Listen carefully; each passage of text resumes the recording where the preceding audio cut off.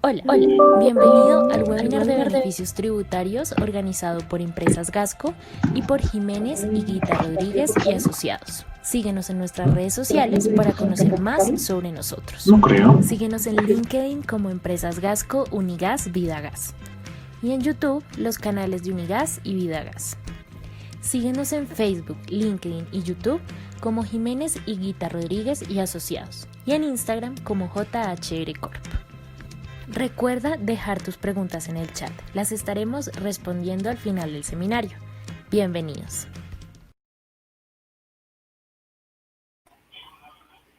Muy buenos días para todos. Quiero darles la bienvenida en nombre de Empresas Gasco a nuestro webinar de beneficios tributarios. Primero me presento, mi nombre es Juliana Duque y una vez más les doy la bienvenida. En caso tal de que se les congele la pantalla o haya algún inconveniente con su conexión, basta con refrescar la pantalla y el inconveniente se les soluciona. Entonces, sin más preámbulos, el día de hoy nos encontramos con Andrés Pachón Luna, él es asociado director de JHR Corp, y con Jairo Murcia Duque, él es asociado líder también de JHR Corp. Va haciendo una presentación así muy rápida. Andrés Pachón es abogado de la Universidad Externado de Colombia y es especialista en Derecho Tributario y de Sociedades de la Universidad Javeriana. Tiene más de 7 años de experiencia en asuntos tributarios. Y un poco para hablar de su experiencia profesional, ha hecho labores de asesoramiento y planeación tributaria en diversas firmas reconocidas en el mercado y también tiene experiencia como profesor de la Universidad Javeriana y ha elaborado diversas publicaciones en revistas especializadas en asuntos tributarios. Y Jairo Murcia Duque, él es contador público de la Universidad Central y es especialista en Derecho Tributario de la Universidad Javeriana. Está certificado en presentación de información financiera internacional de la Association of Chartered Certified Accountants. Tiene más de 10 años de experiencia como asesor en temas tributarios y contables y ha laborado para multinacionales de diversos sectores de la economía.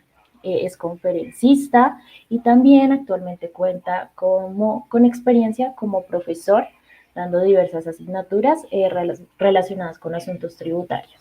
Entonces, sin más preámbulos, Andrés y Jairo, les doy paso para comenzar nuestra presentación el día de hoy.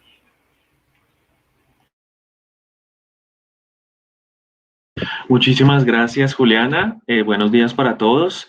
La idea es que hagamos una charla magistral muy corta. Eh, digamos que hay muchos beneficios tributarios que pueden aplicar no solo con ocasión de la pandemia, sino fuera del contexto de la pandemia. Entonces quisimos con Jairo, digamos que seleccionar algunos de los que consideramos tal vez más relevantes.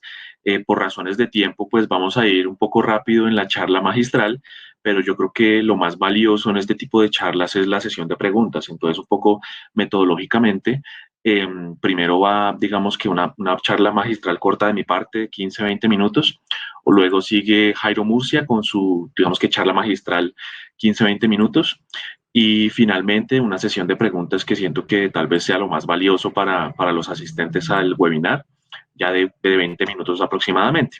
Entonces, si quieren, comenzamos. Están viendo le pongo Start Presentation, ¿cierto, Julián? Previo.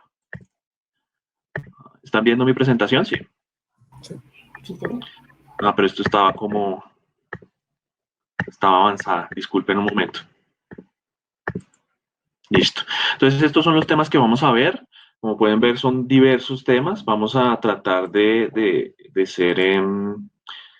ser, pues, hacer, digamos que parar en algunos temas que puedan ser relevantes y de pronto algunos otros, digamos que pasarlos rápido, teniendo en cuenta que algunos son, digamos, de conocimiento público. Entonces, el tema de las facilidades de pago es básicamente un tema que está muy de moda con la pandemia, porque básicamente lo que piden todos los contribuyentes o muchos contribuyentes es que exista alguna posibilidad de, digamos que de un pago en plazos de sus obligaciones tributarias. Entonces, obviamente las facilidades de pago, pues es una posibilidad que tienen los contribuyentes que, como su nombre lo indica, solicitar a la autoridad tributaria un acuerdo de pago y hacer, digamos que un pago de su obligación tributaria en forma, digamos que fraccionada en el tiempo. Entonces, ¿qué? Entonces, pues digamos que la facilidad de pago puede comprender intereses, sanciones e impuesto principal a cargo, ¿cierto? También digamos que un gran equívoco que existe cuando uno habla de estos temas es que el general de las personas dicen la facilidad de pago implica una congelación de los intereses y eso es incorrecto. Lo que sucede es que se arma un paquete de bien sea impuestos, sanción e intereses y sobre ese paquete se siguen causando intereses. Ya vamos a ver más adelante que esa causación de intereses es, digamos que con una base, digamos que con una tasa preferencial, que no es la tasa ordinaria de impuestos que es muy cercana a la usura, sino que es una tasa un poco más favorable. El tema de los plazos, pues pueden ser de plazo 1 año y hasta 5 años, ¿cierto? Aquí el tema, para que no haya equívocos, siguen habiendo intereses. Lo que es el alivio para el contribuyente es, digamos que, obtener plazo, porque muchos contribuyentes, como la autoridad tributaria tiene facultades de cobro coactivo, pues pueden embargar cuentas bancarias y, digamos que, paralizar un negocio si a bien lo tuvieran con un embargo de tipo tributario. Entonces, este tipo de facilidad lo que hace es puede tener la virtualidad de levantar algunas medidas cautelares que se llaman embargo, por ejemplo, de cuentas bancarias, para, en virtud del acuerdo de pago, hacer los pagos en virtud de lo que se pacta en el acuerdo de pago y digamos que suspender el proceso de cobro. Ya vamos para allá. Aquí están los ejemplos, digamos que los efectos de la facilidad de pago, el tema de que se suspende el proceso administrativo de cobro coactivo. Como sabemos, la DIAN tiene la facultad de cobrarse digamos que por su propia cuenta los impuestos, no es necesario que ella acuda a ningún juez. Ellos pueden directamente embargar, secuestrar bienes, embargar cuentas bancarias. Entonces, digamos que esta es una herramienta que, en el contexto de que uno de estos procesos ya exista, pues se puede emplear para que el proceso se detenga y digamos que la DIAN, digamos que pueda tentativamente levantar algunas de esas medidas cautelares del tipo embargo, ¿cierto? Lo que pasa si no cumplimos con la facilidad de pago, pues es que la DIAN nos va a emitir una resolución de incumplimiento y nos va a reactivar un proceso de cobro coactivo si es que este no existía ya. Otra pregunta frecuente es el tema de las amnistías tributarias, que si yo pretendo acogerme, no sé, ya lo vamos a ver más adelante, a una terminación por mutuo acuerdo ¿qué? Digamos que en el argot común se conoce como amnistías tributarias, que yo, digamos, pago el 100% del impuesto y no pago las sanciones y los intereses. La gran pregunta es si yo estoy en una facilidad de pago de estas, ¿puedo acceder a esos beneficios? La respuesta es sí. En esas amnistías que se han decretado, se han dejado previsiones expresas de que los contribuyentes en una facilidad de pago pueden acceder, siempre y cuando estén, digamos que, cumpliendo en debida forma con esas facilidades de pago. Creo que es el tema más importante. ¿Por qué? Porque la tasa de interés usual en Colombia para obligaciones tributarias es prácticamente la más alta, prácticamente la usura. Pero digamos,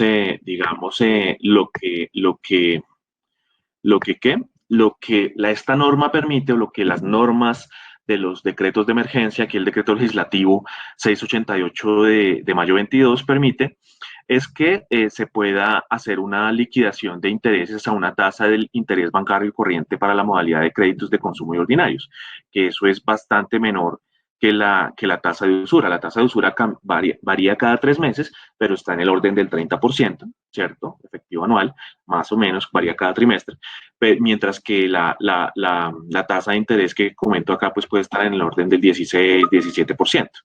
¿Cierto? Y digamos que aquí hay otro beneficio, pero para algunas empresas de unos sectores particulares. El tema de empresas de transporte aéreo, hoteles que presten, pues obviamente, servicios hoteleros, el tema de actividades teatrales, música en vivo y otras, se prevé que el interés sea el 50%, que es una rebaja adicional al interés bancario corriente, pero obviamente solo para digamos que estas actividades muy concretas que están acá. Digamos que para el tema de la presentación, si los asistentes pues gustan, yo creo que pues no tenemos ningún problema en compartir la presentación. El tema de la conciliación contencioso administrativa y terminación por mutuo acuerdo es un tema que tenemos que partir de la base, que tenemos una discusión en curso con la autoridad tributaria. Conciliación, cuando hablemos de conciliación, es que estamos en una discusión en los estrados judiciales. Estamos en un juez, en un tribunal, en un consejo de Estado.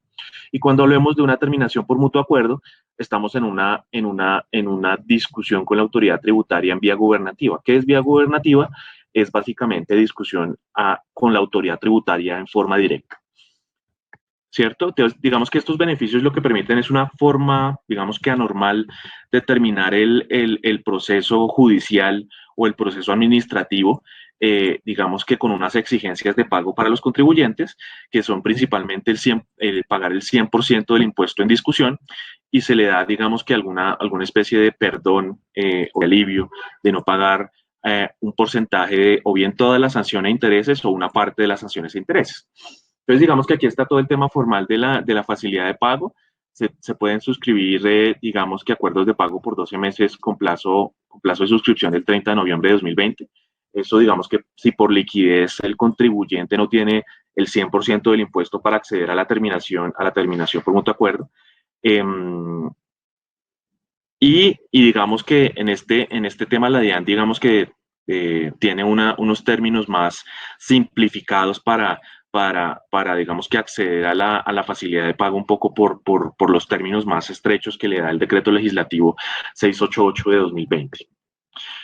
Entonces, aquí básicamente lo que quisimos esquematizar es qué es eso de la conciliación, un poco, digamos que esto es un tema casi que de ley, es decir, la ley y el decreto reglamentario establecen, digamos, digamos que lo que tiene que en tiempos presentarse, es decir, por ejemplo, en el caso de la jurisdicción contenciosa, si la conciliación no se verifica antes del 31 de diciembre de 2020, pues ya no podemos hacerla. Entonces es necesario presentar la fórmula de conciliación, decirle al señor juez que nos acogemos a esta fórmula de conciliación antes de esta fecha para tener derecho.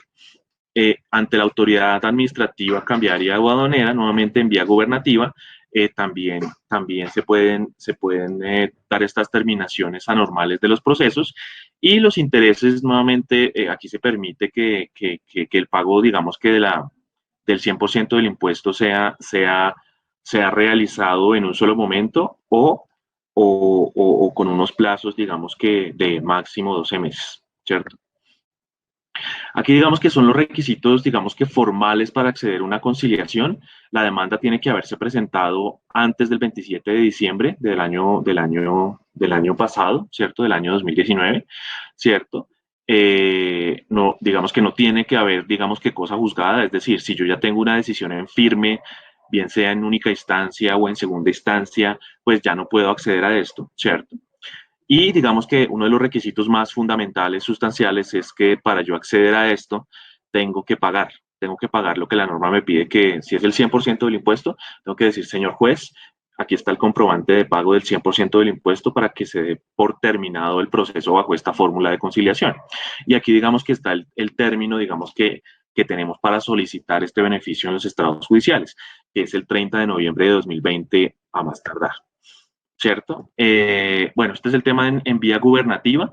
Tiene que haberse dado la notificación de alguno de estos actos administrativos que están ahí dichos, requerimiento especial, liquidaciones oficiales y demás, antes del 27 de diciembre de 2019, ¿cierto? Se tiene que presentar, o sea, nosotros tenemos que decirle a la señora autoridad tributaria que queremos terminar el litigio en vía gubernativa máximo hasta el 30 de noviembre de 2020, ¿cierto? Tenemos que, como parte de los requisitos, corregir nuestra declaración tributaria, digamos que aceptando los mayores valores en discusión de impuesto, pagando, ¿cierto? Y mostrándoselo al señor juez a la señora autoridad tributaria para que la autoridad tributaria le dé trámite a la fórmula de determinación del proceso en virtud de estos beneficios. En este tema del IVA, digamos que lo vamos a pasar en aras del tiempo muy rápidamente. Es el tema de los 3 días sin IVA.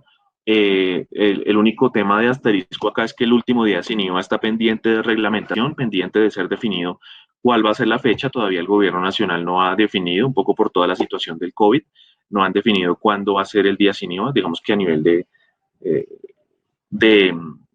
digamos que de información extraoficial. Entendemos que va a ser en septiembre, pero digamos que no tenemos el acto administrativo todavía concreto para, para tener certeza del último día sin IVA. Aquí digamos que están todos los requisitos de la cuantía de los bienes que se pueden manejar como exentos de IVA, ¿cierto? Entonces, con los límites aplicables. Esto creo que lo podemos pasar. Aquí hay un tema importante si en alguna de nuestras empresas vendemos bienes que se beneficien de estos temas del día sin IVA. Y es que el beneficio para el responsable del IVA, para el señor del éxito, para el señor Catronics, para los señores comerciantes, es que se puede vender sin IVA como una operación exenta de IVA, ¿cierto? Y todavía se pueden tomar los IVAs descontables, los IVAs pagados en compras asociadas a esa venta, se pueden seguir tomando como descontables sin ningún inconveniente, con la única salvedad de que pues, no puede verificarse una devolución de un eventual saldo a favor. Ese eventual saldo a favor que se pudiera verificar se tendrá que imputar contra futuras IVAs a cargo del contribuyente. ¿Cierto? Bueno, aquí están todos los requisitos, que los pagos se prefieren por tarjeta de crédito, que tienen que ser máximo 3 unidades del bien del mismo género por persona natural, ¿cierto? Y el tema de la obligación exógena. Los que se hayan acogido a esto, pues tendrán una obligación exógena que seguramente será de cumplimiento en el año entrante, en el año 2020, para informarle a la DIAN una información seguramente muy detallada de cómo vendieron estas operaciones exentas de IVA. Lo que les estaba diciendo, no puede para el respectivo comercio, no puede haber lugar un saldo a favor susceptible de devolución o compensación. Sin embargo, yo puedo seguir tomando mis IVAs descontables, mis IVAs pagados en compras para no afectar mi estructura de costos, ¿cierto? Aquí digamos que esto es un tema bien importante y es todo el tema de la ¿qué? De la exclusión de IVA para arrendamiento de locales comerciales. Digamos que es un tema que siento que es muy, muy útil y muy favorable siempre y cuando lo hayamos podido utilizar, y es que del 21 de mayo hasta el 31 de julio están excluidos de IVA los cánones de arrendamiento. Aquí hay un pequeño error de wording, no es exentos, sino excluidos. Los cánones de arrendamiento causados y facturados entre esas fechas, ¿cierto? Siempre que se hayan dado los requisitos que están aquí dichos, que se trate de arrendamientos o concesiones de locales comerciales, todo el tema de que se hayan tenido que, digamos, que se encontraran abiertos al público antes de la declaratoria de emergencia sanitaria y que con la emergencia sanitaria pues hubieran tenido que tener un cierre total o parcial por un periodo de tiempo superior a 2 semanas. Y que obviamente todo el negocio y la actividad dependa de la afluencia de público, ¿cierto? Entonces, si mi negocio y actividad no depende de la afluencia de público, pues no puedo beneficiarme de esta exclusión de IVA para el arrendamiento de locales comerciales, con la salvedad de que esto no es aplicable para temas de oficinas o bodegas, porque pues usualmente una oficina o una bodega pues no cumple los requisitos que estamos dando acá, no tiene afluencia de público, funciona prepandemia y pospandemia, etcétera. Pero digamos que esto es un tema muy importante y lo hemos visto muy aplicado en el sector de comercial de arrendamientos, ¿cierto? Obviamente tiene que cumplirse esto. La forma operativa de hacer cumplir esto, pues en la norma no lo dice, pero usualmente lo que hemos visto ya en la práctica negocial es que el señor arrendador le dice al señor locatario, al señor inquilino, páseme un documento indicando que usted cumple estos requisitos para yo hacer uso de la exclusión, y obviamente yo como arrendador sí tengo conocimiento para qué se usa el bien, pero digamos que en algunos sectores donde son arrendamientos masivos, pues esta verificación se hace más difícil. Entonces es necesario como documentar un poco más, a pesar de que la norma no exige documento alguno para la procedencia de la exclusión. ¿Cierto? Aquí tenemos un tema de los bienes excluidos de bienes exentos de IVA. Es un listado muy grande del decreto 551 de 2020, ¿cierto? Es un listado muy grande de bienes, entre esos, digamos que bienes muy relacionados con el tema de salud, pero esto digamos que creo que no vamos a detallar mucho por temas de tiempo, ya veo que mi tiempo se está agotando. Esto es un tema importante y es el tema del sector telecomunicaciones, porque pues en mi caso yo me he visto favorecido por eso. Y es que existe una exención de IVA para todos los servicios de conexión de voz y acceso a Internet, cuyo valor no supere 2 VTs, que son pues hoy en día 71.000 pesos. Esta exención va hasta agosto de 2020, es decir, se nos está agotando, y digamos que pues esperaría uno que para la prórroga de esto tendría que darse un acto del Congreso para hacer esto más permanente, pero pues digamos que esto es un beneficio importante que los operadores de telecomunicaciones han estado muy pendientes e incluso lo han automatizado mucho para que no tenga que mediar una solicitud del usuario para acceder a este beneficio, sino que automáticamente se otorgue el beneficio verificado el umbral de facturación del servicio. Aquí hay un tema especial de plazos de declaraciones, que son todo el tema de unos sectores económicos como hoteles, como algunos responsables del impuesto al consumo nacional de impuesto al consumo de restaurantes, y digamos que tenían un plazo especial para sus declaraciones de IVA, que está ahí comentado hasta el 30 de junio de 2020 para el bimestre marzo-abril, ¿cierto? Que nuevamente esto no es de aplicación general, esto es para unos sectores económicos muy concretos, ¿cierto? Aquí, y finalmente tenemos el tema de incentivos tributarios a fuentes no convencionales. Esto es un tema muy de trámite, pero digamos que es muy sectorizado, y es que con la ley 1715 existe un beneficio si yo deseo invertir en fuentes no convencionales de generación de energía eléctrica, que eso es un proyecto que tiene que tener, pues digamos que principalmente la aprobación de la unidad de planeación mineroenergética, y existen estos beneficios que están acá proyectados, una deducción acelerada del 50% de la inversión durante 15 años, ¿cierto? Con un límite del 50% de la renta líquida, una exclusión de IVA, nuevamente la exclusión de IVA muy atada a la certificación de la unidad de planeación mineroenergética, ¿cierto? Lo mismo la exención del arancel de importación de ciertos equipos, todo esto tiene que tener un soporte, un documento que permita a la autoridad aduanera en el momento dado de una importación no aplicar el arancel de importación y el IVA de importación. Y pues obviamente la depreciación acelerada con un máximo del 20% anual. Creo que con esto concluye mi porción de la charla. Le cedería la palabra a Jairo Murcia.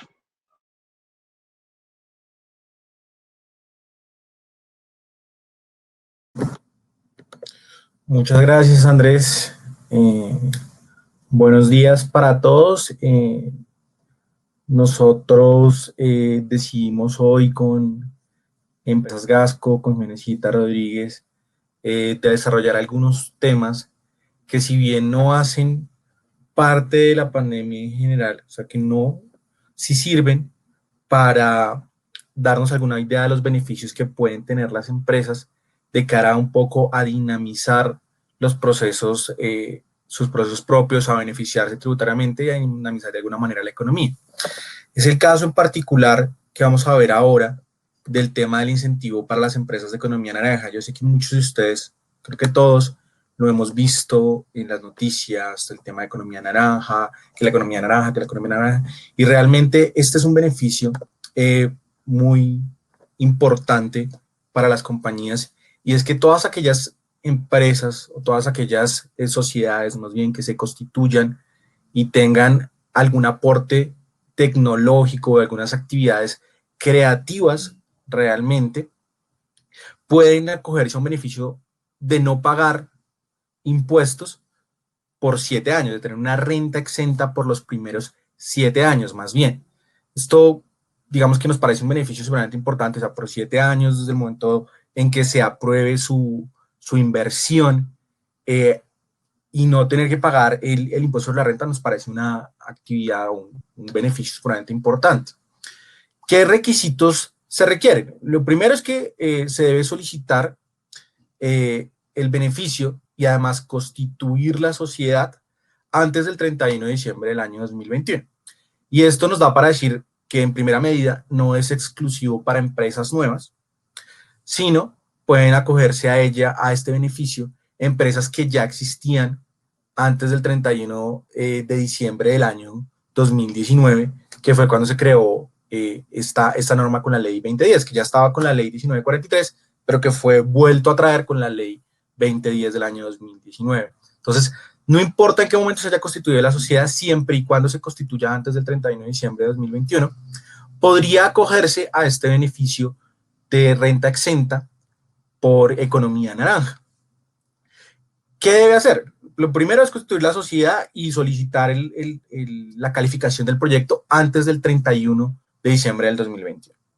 Realizar actividades de valor agregado tecnológico y actividades de las actividades creativas y de turismo de las que están listadas en el decreto. Ya vamos a ir a ver casi que una a una para determinar qué beneficios podríamos tener en ese sentido. Contar con mínimo 3 empleados que tengan una relación directa con el desarrollo de la actividad económica. Y acá es muy importante y es, digamos que el decreto lo que me establece es un número de empleados para cada uno de los del nivel de ingresos. Entonces me dice, oiga, mire, si usted tiene, primero tiene que calificar la inversión. Calificada la inversión, entonces tenga en cuenta que usted debe tener un número de empleados de acuerdo al ingreso que usted tenga en la compañía. Entonces me dice que cuando mis ingresos brutos fiscales sean inferiores a 6.000 VTs, yo debo tener por lo menos 3 empleados. Que si mis ingresos brutos entonces ya son menores a 15.000 VTs, entonces un empleado adicional, 4 empleados. Que si mis ingresos son menores a 30.000 VTs, mis ingresos brutos fiscales, ya entonces mis empleados tienen que ser mínimo 5. Y así sucesivamente hasta las 80.000 VTs, que es el tope máximo para acceder a este beneficio, que las 80.000 VTs son 2.741 millones de pesos aproximadamente. Y me dice, oiga, mire, si usted tiene esos 2.741 millones de ingresos, usted puede acceder al beneficio, pero tiene que tener ese nivel de empleados mínimo. ¿Qué empleados no cuentan? Los administradores de la sociedad. Es decir, cualquiera que esté registrado como representante legal, gerente, los presidentes, los que tengan puesto en la junta directiva, los que sean de alguna manera representantes de la compañía, no cuentan dentro de este mínimo de empleos. Y el decreto hace una aclaración particular y es, estos empleados, este número de empleados, estamos hablando aquí de 3 o de 4 o de 5 o de 8, esos empleados, cuando la empresa ya esté constituida, cuando no sea una empresa nueva que arranque desde cero, deben tener ese número de empleados adicional a los que ya tienen. Es decir, si yo en el año 2019 tenía 10 empleados, para cogerme este beneficio, entonces tengo que tener 13. ¿Listo? ¿Y cómo me va a medir este número de empleados? Me va a decir, oiga, mire, usted calcule el promedio de los empleados que tiene durante los 12 meses donde se va a coger el beneficio y aproxímelo al entero más cercano. Si usted cumple con ese mínimo de 3 empleados, perfecto, puede acceder al beneficio. Las empresas deben solicitar la calificación del proyecto ante el Comité de Economía Naranja del Ministerio de Cultura. Esto es bien importante y resulta que para que el beneficio aplique, digamos que hay unos beneficios que uno los podría solicitar y la aplicación del beneficio estará incluso anterior a la fecha en la que uno lo solicitó. Aquí lo que me dice es, usted solicite la calificación de su proyecto. Para eso usted va a tener unas fechas para calificar. Entonces, ¿qué van a hacer las siguientes? Tiene como 3 rangos de fechas, 3 ventanas donde usted va a poder calificar su proyecto. Entre el 1 y el 31 de marzo, entre el 1 y el 30 de julio y entre el 1 y el 31 de octubre. Entonces, usted se califica ahí y tiene 30 días el comité para resolver su proyecto. Cuando le diga que el proyecto es viable, en el momento en que se lo notifique y que la resolución por la cual se lo notifiquen, que el acto administrativo por el cual se lo notifiquen, quede en firme, desde ese día usted tiene derecho al beneficio. Y esto pues nos hace pensar en algunas cosas y es, oiga, ¿qué pasa si yo antes de eso tenía ingresos y como mi impuesto de renta es un impuesto de periodo, entonces yo solamente los ingresos que tenga a partir de ese día tendrían el beneficio? ¿Y qué pasa con los costos? ¿Los asigno proporcionalmente? Digamos que son temas que están como pendientes de definir, pero en principio lo que nos dice el decreto es, oiga, mire, usted tiene derecho única y exclusivamente desde el día en que la resolución, el acto administrativo en el cual se resuelve su solicitud, quede en firme y desde ese momento cuente 7 años y tiene derecho a su renta exenta. ¿Qué más me dice? Me dice, las sociedades deben cumplir con un mínimo de inversión, que ese mínimo de inversión, me dice el decreto, lo puedo hacer en 3 años. Entonces me dice, oiga, mire, usted tiene que hacer esa inversión, que la inversión puede ser en activos fijos, que la inversión puede ser en activos intangibles, y la inversión puede ser en aquellas del artículo 74, raya 1, que son inversiones en en investigación, desarrollo y tecnología, y lo debe hacer en 3 años. Entonces yo puedo hacer, son 4.400 VTs, entonces yo diría 156 millones de pesos, yo podría hacer 10 millones un año, 20 millones otro año, y al final hacer el resto, los otros 130 millones que me falten. Y con eso, incluso así, puedo cumplir el beneficio de la inversión. Entonces, ¿qué me dice? ¿Qué sí me dice? Que dentro del proyecto que presente, yo tengo que desarrollar o presentar qué es el proyecto, cuál es la inversión que voy a hacer, cómo la voy a hacer y adicionalmente demostrar la viabilidad económica del proyecto. No es solamente presentar el proyecto y diga, sí, bonito, yo voy a hacer manillas, las voy a vender y me voy a ganar 20.000 millones de pesos. No, digamos que 20.000, no, 2.000 millones de pesos. Entonces, digamos que eso no, digamos lo que tengo que demostrar es la viabilidad económica con la cual yo puedo presentarme y que ese proyecto realmente va a ser rentable y que realmente ese proyecto tiene las condiciones para ser un proyecto de economía naranja. Debo sí o sí cumplir con todo el pago de parafiscales y cotizaciones a seguridad social. Y una cosa que es muy importante, bueno, dos temas que son muy importantes son, el primero debe ser una empresa constituida en Colombia, en el territorio colombiano, no puede ser una empresa extranjera, y debe tener objeto social exclusivo para el desarrollo de industrias de valor agregado tecnológico y o actividades creativas. ¿Qué son? Y vamos a ver aquí adelante el listado de las actividades. Ustedes ven que acá hay de todo. Entonces va a haber fabricación de joyas y bisutería, edición de libros, actividades de producción y películas cinematográficas y la postproducción y la distribución de esas películas, la exhibición de esas películas, grabación de sonido, todo el tema que tiene que ver también con actividades de diseño, con actividades teatrales, con actividades musicales, con audiovisuales, y al final tenemos dos actividades que no están clasificadas por SIU. Entonces son todos estos códigos SIU y estas dos actividades que son las referentes al turismo cultural, y ese turismo cultural es muy importante porque es que nos habla de varios temas como, como, eh, como de mostrar la cultura colombiana. Entonces es todo el tema del desarrollo de artesanías, de las visitas guiadas, todo este tema que tiene que ver con desarrollar la cultura en cada uno de los municipios, en cada una de las ciudades, que también está incluido. Entonces uno tiene que mostrar que tiene un proyecto para desarrollar esas actividades culturales en su entorno, y que por esa razón es una actividad de economía naranja que estaría beneficiada con esa renta exenta. También están las actividades relacionadas con deporte, recreación y aprovechamiento del tiempo libre, que como ustedes se dan cuenta no están calificadas por SIU. Entonces, para volver un poco acá, les decía que tener objeto social exclusivo para el desarrollo de las industrias de valor agregado tecnológico y actividades recreativas. No significa que yo va a tener solo una de estas. Yo podría tener una, dos o tres de estas, pero no podría tener dos de estas y además arrendamiento de bienes muebles, porque ya me saldría de mi objeto social exclusivo. O yo podría tener creación musical, creación teatral, creación audiovisual, pero no tendría por qué tener además prestación de servicios o honorarios jurídicos o servicios profesionales, porque ya me salgo de esas actividades de valor agregado tecnológico y actividades creativas. O sea, deben ser solamente estas, combinadas como sean, pero tiene que tener un objeto social exclusivo dedicado a estas actividades. ¿Qué me dice? Esto es lo que les comentaba hace un momento, y es que yo debo tener un mínimo de empleados de acuerdo a mis ingresos brutos en cada uno de los periodos, y que debo cumplir en todos los años. Es decir, si yo tengo hasta 6.000 ingresos, hasta 6.000 VTs de ingreso bruto en el año, debo tener 3 empleados, pero lo debo cumplir durante todo el año y durante todos los años que tenga el beneficio. Lo que me dice la norma es que yo pierdo el beneficio en el año en que no cumpla las condiciones y de ahí hacia adelante. Si yo en un año no cumplo, de ahí hacia adelante pierdo el beneficio.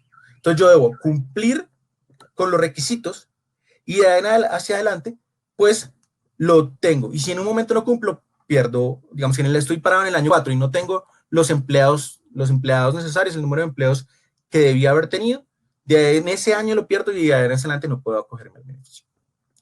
Y hay, digamos que una serie de cláusulas antielusión que básicamente lo que me permiten es que yo no arme estructuras jurídicas para poder crear un proyecto de economía naranja del cual surja una renta exenta, surja un beneficio, pero que realmente era una actividad que ya venía antes. Entonces me dice que la inversión que yo debo hacer, que esos 140 y punta de millones de pesos que yo debo hacer, no la puedo hacer con procesos de fusión o procesos de absorción o decisión o cualquier tipo de reorganización en la cual yo saque el patrimonio de una compañía y lo lleve hacia otra, o que fusione dos compañías para completar el valor de la inversión. Eso no se puede hacer porque me dice, en ese momento ya no es una nueva inversión y ya no se puede acoger al beneficio.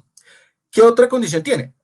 Esa inversión no se puede hacer con vinculados económicos, es decir, no es que yo le comience a comprar mis activos fijos o le comience a comprar intangibles o inversiones en general, no es que yo se las compre a un vinculado económico y ya eso me sirva. Me dice, no. Precisamente me dice, oiga, mire, para cumplir con esas inversiones usted puede invertir en propiedades planta de equipo, en intangibles, en inversión en proyectos de ciencia y tecnología, pero no puede pagarle esas inversiones a ninguno de esos vinculados económicos. Otra restricción que me pone es, oiga, mire, si usted va a contratar a esos empleados, el empleado no puede salir de una compañía que es vinculada y llegar a su empresa, porque a menos que se supla el empleo que esa persona tenía en el otro lado, se entiende que era un empleo ya existente. Entonces, si yo soy vinculado, yo soy compañía A y soy vinculado a la compañía B, y compañía B tiene contratada a una persona que es la que maneja todo el área de innovación, y me lo llevo para el otro lado, pues a menos que yo contrate a otra persona en B que se encargue de la gerencia de proyectos de innovación, pues ese empleo nuevo no me va a servir en el otro lado. Eso en cuanto a los proyectos de economía naranja.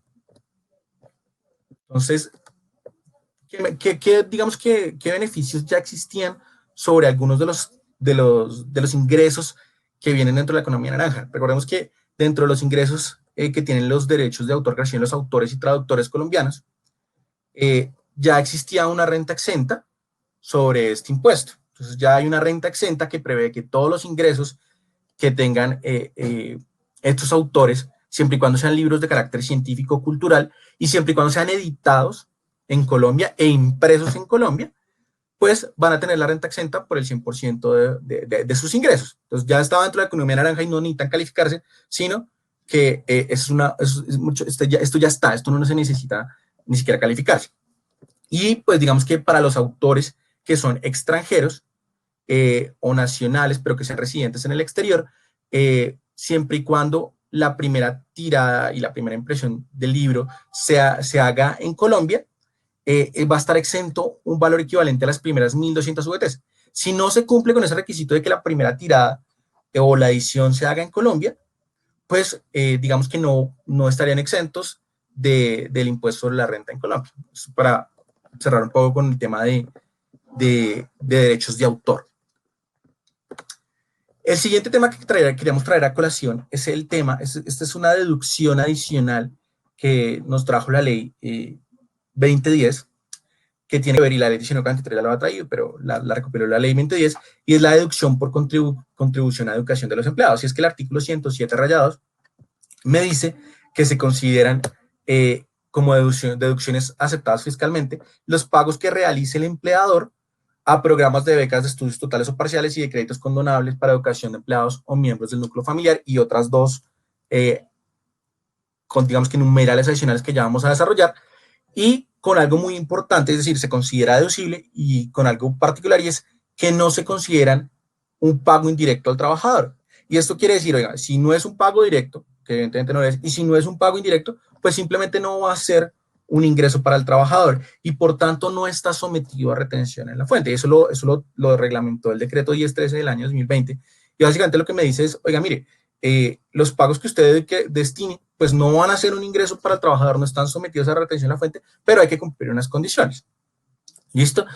Acá es importante tener en cuenta que a pesar de que no están sometidos a retención en la fuente y que no se consideran ingresos para efectos fiscales, sí podría ser cuestionado por parte de la UGPP si esos pagos realmente son ingresos para fines de seguridad social y contribuciones parafiscales. Porque recordemos que para los fines de seguridad social y las contribuciones parafiscales, el ingreso se entiende como todo pago que yo le haga directa o indirectamente al trabajador como una remuneración de su labor. Entonces, uno podría entender que a pesar de que esta exclusión está dada y está establecida para el ingreso de la persona, del empleado, y para la retención en la fuente del empleado en impuesto sobre la renta, podría no aplicar para la seguridad social. Sin embargo, es un tema que hay que discutir mucho más a fondo y sobre todo tener muy en cuenta la opinión que pueda estar dando la UGPP. Importantísimo es que estos pagos no buscan reemplazar los pagos salariales. Es decir, yo no podría decir a una persona que se gana hoy 10 millones de pesos, decirle, mire, yo ahora le voy a pagar 8 millones de pesos por salario y 2 van a ser educación de sus hijos o van a ser educación suya. Porque digamos que esa es una de las previsiones que uno podría hacer, podría indicar que es realmente un abuso de la norma y podría estar siendo reconfigurada por la administración tributaria. Entonces, en principio, no debería yo tener una persona con un salario, se lo disminuyo y le pago salud para ahorrarme o para que la persona se ahorre un poco del impuesto sobre la renta.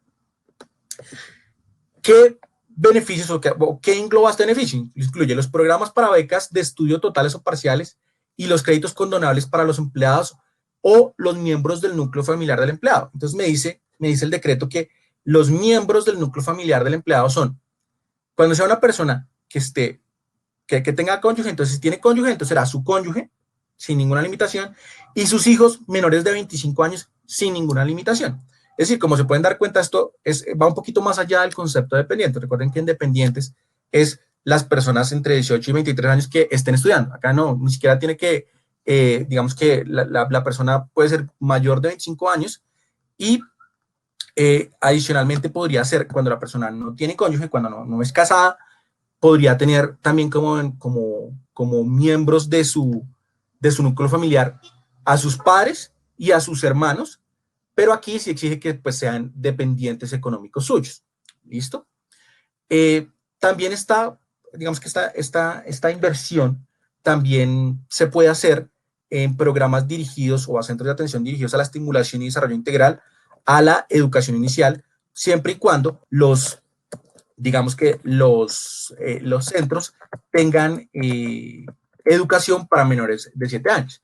Y adicional, puedo hacer unos aportes a las instituciones de educación técnica, tecnológica y de educación superior que cumplan con requisitos establecidos en el Ministerio de Educación, siempre y cuando estén dentro del área de mi influencia social. Es decir, digamos que, y acá es importante tener en cuenta, y es, mi área de influencia será el área de influencia donde yo tengo necesariamente mi operación. Entonces, digamos que siempre ponen el caso de una persona, una entidad que tiene un área administrativa en Bogotá y tiene una planta en Pereira. Entonces, digamos que su área de influencia, ¿cuál es? El área donde tiene su planta, donde viven o donde trabajan sus empleados operativos, o el área administrativa. Evidentemente, uno debería pensar que esos planes deben estar enfocados a esas áreas donde yo tengo realmente mi operación, que será por allá en Pereira y no acá en Bogotá, que es donde yo tengo mi área administrativa. Entonces,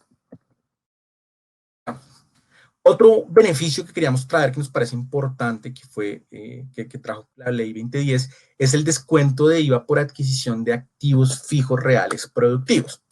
¿Qué es lo que me dice el artículo 258-1? Me dice que todos aquellos activos fijos reales productivos, entendidos como aquellos que aportan directamente a la operación productora de renta de la compañía, que participen directamente y permanentemente, además, con esa renta productora, con esa actividad productora de renta más bien, yo los puedo considerar como activos fijos reales productivos y todo el IVA que yo pague lo voy a poder tomar como descuento tributario directamente del impuesto sobre la renta. Y me dice que adicionalmente yo puedo tomarme el IVA que esté relacionado con los servicios que yo utilicé o que necesité para poner el bien en las condiciones debidas. ¿Esto qué significa? Que si yo voy a instalar una planta, pues esa planta de procesamiento de gas, yo la voy a instalar y voy a necesitar para ello los honorarios de unas personas que vayan, instalen, todos esos valores yo contablemente los puedo capitalizar porque son necesarios para la actividad productora de renta, y todo el IVA que yo le pague a esas personas normalmente se capitaliza, también lo puedo tomar como un descuento tributario en el impuesto sobre la renta. Y es un descuento tributario en el impuesto sobre la renta, no en el impuesto a las ventas. Yo no puedo tomar ese IVA como descontable, es una de las prohibiciones. Entonces me dicen, no lo puedo tomar como IVA, como descontable en IVA, puede tomarlo o como descuento tributario en el impuesto sobre la renta, en la presentación de su declaración de renta, o lo puede capitalizar y depreciar. Y dependerá pues de las necesidades de cada compañía. Algunas compañías pensarán, oiga, mire, para mí es mejor capitalizar eso y depreciarlo en 5, 10, 15, 20 años, que realmente tomarme ese IVA porque estoy en una situación de pérdidas o porque realmente no me está dando impuesto. Entonces, digamos que son situaciones particulares que deberá analizar cada compañía.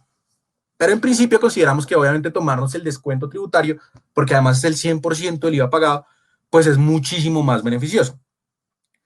¿Qué debemos tener en cuenta? Que realmente ni siquiera hay una limitación para tomarme ese descuento tributario en el impuesto sobre la renta en el tiempo. Es decir, yo lo puedo tomar en el momento en que termine la construcción, eso sí me dice, en el momento en que yo termine la construcción y lo deje activo, o en cualquier periodo siguiente. Y ese cualquier periodo siguiente puede ser en 2, 3, 4, 5, 10, 15, 20 años.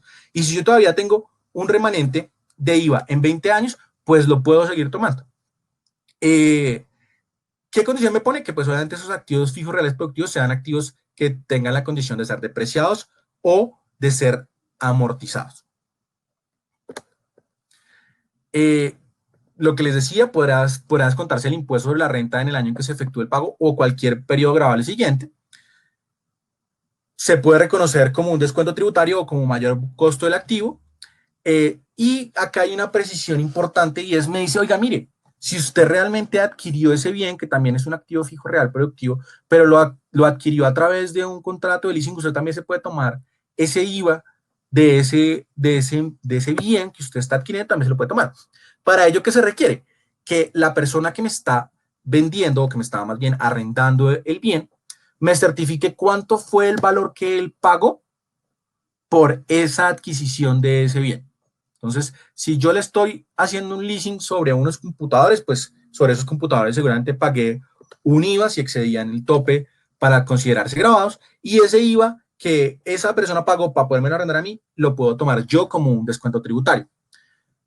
Obviamente la condición es que yo ni lo capitalice y lo deduzca como una depreciación, y también como segunda condición es que no se lo vaya a tomar él también, o que él no se lo haya tomado como descontable en su declaración de IVA, que no debería haberlo realizado.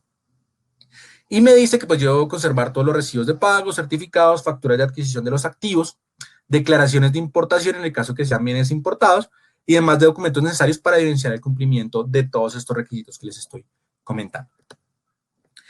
Y por último, ya para cerrar y pasar un poco a una ronda de preguntas, tenemos este beneficio que es la recuperación de cartera a favor de las entidades territoriales. Yo creo que ustedes ya lo han escuchado y es este decreto legislativo 678 del año 2020, que básicamente me da la oportunidad, digamos que este decreto fue, digamos que la intención de este decreto era, digamos, lograr que las entidades territoriales de alguna manera pudieran mejorar su flujo de caja para poder atender la pandemia. Entonces me dice, oiga, mire, cuando usted pague hasta el 31 de octubre del año 2020, usted puede pagar el 80% del capital de ese impuesto, de esa tasa, de esa contribución que usted tenía pendiente de pago, y no necesita ni pagar intereses ni pagar sanciones.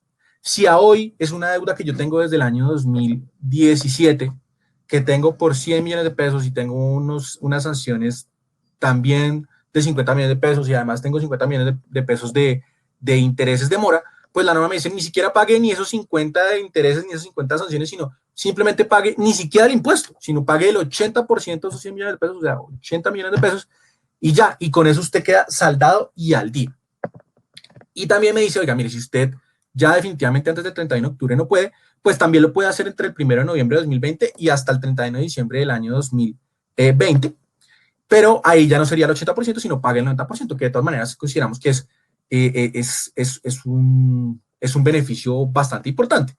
Y me dice que para aquellos pagos que yo haga hasta el 31 de mayo, pues incluso así yo puedo reducir sanciones e intereses, pero tendría que pagar el 100% ya del capital del impuesto que estoy debiendo.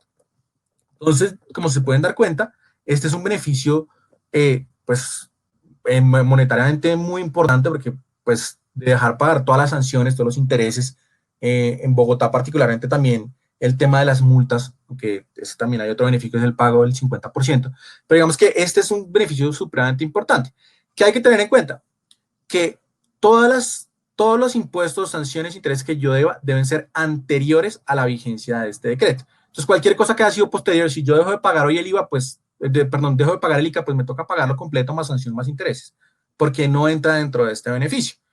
¿Qué me dice también? Que, no, digamos que básicamente que todo el tema, digamos que siempre y cuando sean sanciones referentes a un impuesto o intereses referentes a un impuesto, pues yo puedo reducir tanto sanciones e intereses y simplemente pagar el impuesto. Digamos que hasta aquí era nuestra breve intervención. Lo que decía Andrés, digamos que intentábamos traerles como varios temas para que ustedes quedaran como con conocimiento de ellos, y podríamos ahora pasar a una ronda como de preguntas. Entonces, si quieren... Jairo, antes de empezar la ronda de preguntas, vi mucho en el chat el tema de compartir la presentación. Entonces, Sí, claro. la voy a mandar por acá. En el chat van a encontrar el archivo para que lo puedan descargar. Ya se está compartiendo. Entonces, ahí estamos compartiendo el archivo en PDF para que tengan ese material de consulta. Y ahora sí, ya podemos pasar a la ronda de preguntas. Listo. Aquí me hacen una pregunta y es si el decreto 678 aplica para impuestos nacionales. No, no aplica para impuestos nacionales. La presentación se la vamos a compartir. Aquí dice: los rendimientos financieros obtenidos adicionalmente a los ingresos de una de las actividades están incluidos bajo el beneficio. Yo no sé si se refieren a, si quieren, Edgar, pero básicamente los rendimientos financieros obtenidos adicionalmente a los ingresos de una de las actividades. Ok, ya sé a qué se refieren. Si es referente a la economía naranja, la norma prevé que sean los ingresos brutos, es decir, cualquier ingreso bruto fiscal. Si son rendimientos financieros, si son cualquier otro tipo de ingreso, siempre y cuando sea un ingreso fiscal, está incluido, sí, señor. De pronto, si no era la pregunta, pues no la pueden aclarar ahí por el chat. Dice: buenos días, mi inquietud es con el decreto TAC, que es un beneficio para los contribuyentes. Quisiera saber si este decreto se puede aplicar para la creación de las declaraciones de la DIAN. No, solamente para entidades territoriales, municipios o Bogotá. Aquí habían otras preguntas. Buen día. No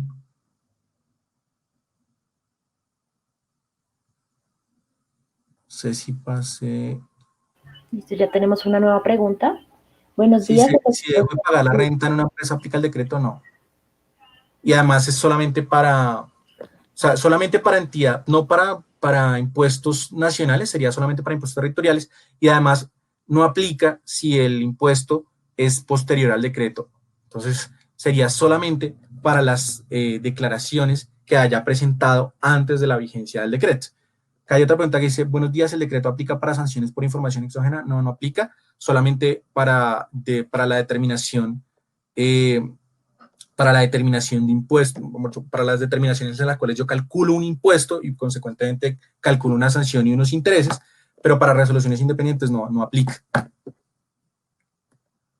Creo que no hay más preguntas. No sé si de pronto, Juliana, ¿tienes alguna pregunta adicional en el chat? Por ahora no he visto. Bueno, entonces a todos muchísimas gracias. En nombre de JHR y Empresas Gasco, les agradecemos por haber compartido con nosotros este espacio.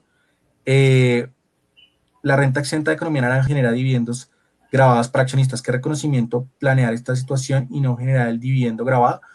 Sí, evidentemente lo que nos plantea Javier en el chat es: debido a que se consideran rentas exentas y no es un beneficio trasladable a los socios, en el momento que yo distribuya sus dividendos van a tener el carácter de grabados para los accionistas. Y pues dependerá de lo que yo necesite, si realmente, porque es que digamos que lo que quiere el beneficio es promover la actividad, la actividad dentro de la empresa, ¿no? Que se distribuyan beneficios a los empleados y verificar que todas esas inversiones se hagan dentro de la empresa y estén destinadas a estos sectores de la economía. Entonces, por esa razón no prevé trasladar ese beneficio a los socios. Muchísimas gracias a todos, a Empresas Gasco. En nombre de JHR realmente les agradecemos mucho por la asistencia. A ti, Juliana, por invitarnos, y pues muchísimas gracias a todos. Nos vemos en la próxima. Muchísimas gracias a todos. En nombre de Empresas Gasco los despido. Espero que tengan un excelente día. Más adelante al correo les va a llegar un link con la repetición del webinar. Y también en YouTube, en nuestros canales de YouTube Unigas y Vidagas podrán encontrar la repetición del webinar. Más adelante también les comento que tenemos una serie de webinars preparados para nuestros clientes y muchas gracias, espero que tengan un excelente día.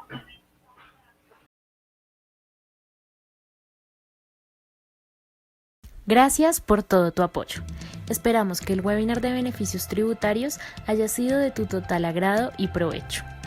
Recuerda que puedes acceder a la repetición del webinar a través de un link que te llegará al correo más adelante, o también podrás encontrar la repetición en nuestros canales de YouTube Unigas Vidagas. Síguenos en nuestras redes sociales para conocer más sobre nosotros.